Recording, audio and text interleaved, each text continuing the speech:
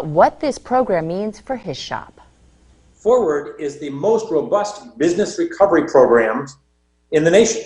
And through this partnership with the two neighboring communities, we are one of the first in the nation to bring this innovative program to our businesses. Rock Island, Moline, and East Moline announced that they have partnered up to launch the Forward platform through a Zoom meeting. The owner of Moline Transmission Service said he's glad he's getting help. I was very scared that we weren't going to be able to stay open and use any help before. We've been blessed that we've never had any problems like this. So when I came across this, it had everything that I needed. The program will offer grants, loans, credits, and other forms of financial assistance. The cities of Rock Island, East Moline, and Moline quickly recognized that it was not clear to our small business owners which COVID-19 relief programs they were eligible for and which programs would be the most beneficial for their unique business. Treffers isn't just thinking about his own business. All small businesses would benefit from it simply because trying to find government information on all these different programs that help us out, all these different stimulus packages, is really difficult. In Rock Island, Carla Sosa, Local 4 News. And you can request access online if your business does not get an invitation within the next week. We have provided information on how you can do that at ourquadcities.com. Rock Island County State's Attorney Dora Villarreal says 2 Rock Island police officers involved in a deadly shooting last month were justified in using lethal force. Local 4 News obtained body cam footage of this incident earlier this afternoon, but we do want to warn you right now, you might find this hard to watch. It all happened on April 25th. Rock Island police got called to a disturbance at a home on 5th Avenue where they say 2 women were being held against their will. It shows 37-year-old Kelvin Shaw climb out of a window. Several officers yelled at him to stop. He ran toward the parking lot in a pair of boxer shorts. The video shows him with a gun in his right hand. He then tries to climb a fence as officers Stephen Mama and Tyler Evans approached him. The footage shows him fall off the fence.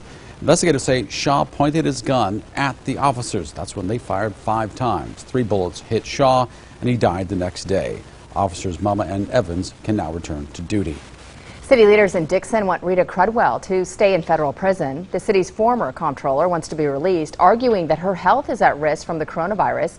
Crudwell has not served half of her sentence for embezzling more than $50 million from taxpayers. Dixon city leaders responded in writing, calling on the prison system to deny that release. City leaders don't think she's been punished enough. Her actions, that were all in greed and in seeking fame in this quarter horse industry, tarnished and destroyed a lot of really good careers of some incredible people. She needs to serve every day she was sentenced to for this crime.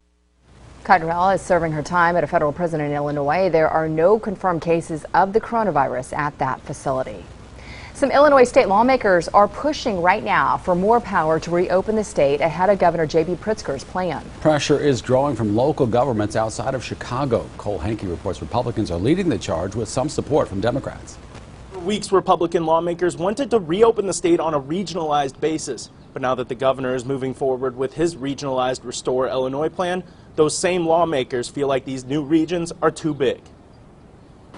The governor's Restore Illinois plan doesn't allow for nearly enough direct input from informed local officials to be part of the decision-making process. The Restore Illinois plan splits the state into 4 regions instead of using the state's 11 emergency medical service regions.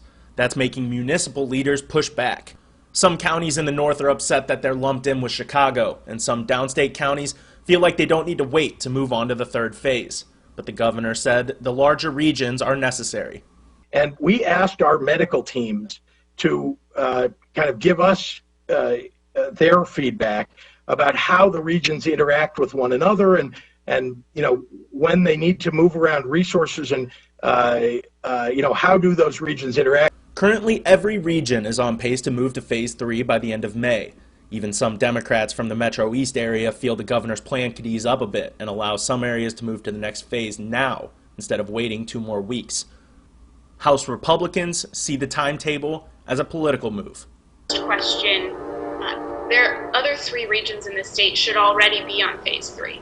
That May 29th is an arbitrary date that's set by his own political calculations, I think, of his executive order.